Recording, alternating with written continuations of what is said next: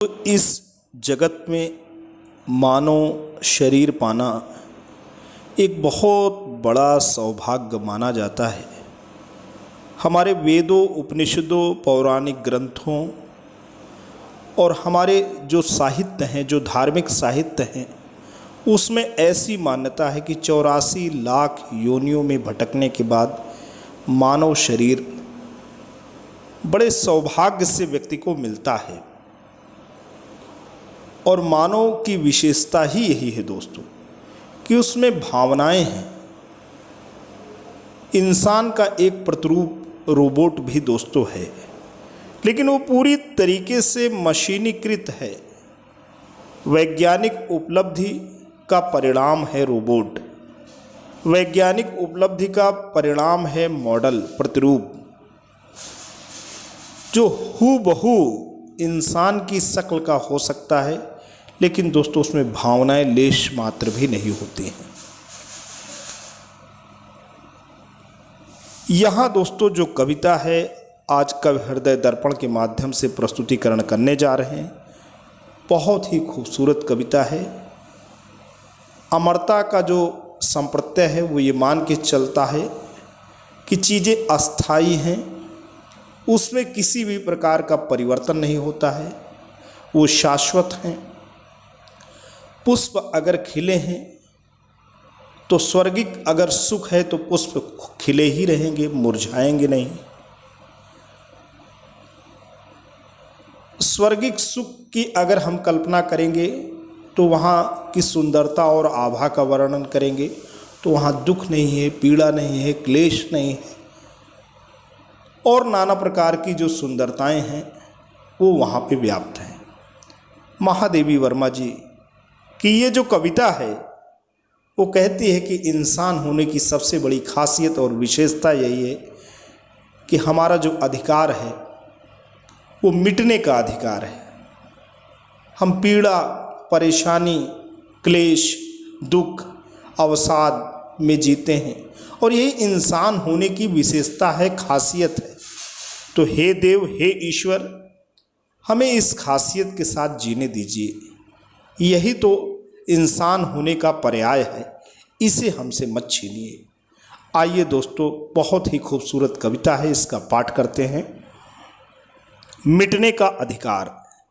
वे मुस्काते फूल नहीं जिनको आता है मुरझाना, वे तारों के द्वीप नहीं जिनको भाता है बुझ जाना, वे सोने से नयन नहीं जिनमें बनते आंसू मोती, वह प्राणों की सेज नहीं जिसमें बेसुध पीड़ा सोती। ऐसा तेरा लोक वेदना नहीं, नहीं जिसमें अवसाद, जलना जाना नहीं, नहीं जिसने जाना मिटने का स्वाद। क्या अमरों का लोक मिलेगा, तेरी करुणा का उपहार रहने दो हे देव, अरे यह मेरे मिटने का अधिकार। दोस्तों यहाँ महादेवी वर्मा जी कहती हैं कि वे मुस्काते फूल नहीं जिनको आता है मुरझाना। एक कहावत है कि स्वर्ग में जो फूल होते हैं वो मुरझाते ही नहीं।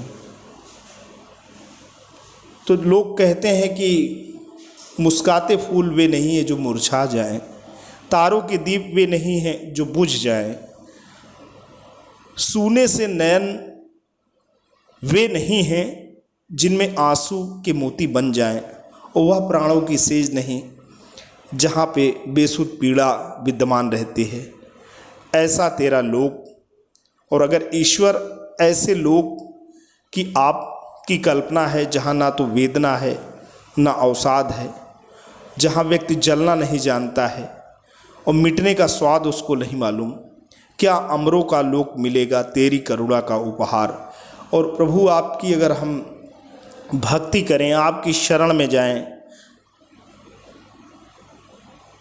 तो आपके राज्य में जाने का जो हमें सुख मिलेगा, आपकी करुणा से हमें जो मिलेगा, तो ऐसी अमरता जिसमें मुस्काते फूल ही हों, जिसमें पीड़ा ही ना हो, जिसमें किसी भी प्रकार का अवसाद ही ना हो, जिसमें जलने की बात ही ना हो, जिसमें मिटने का स्वाद ही ना हो, और जहाँ पे किसी भी प्रकार की आँखों में आंसू ना आते हों।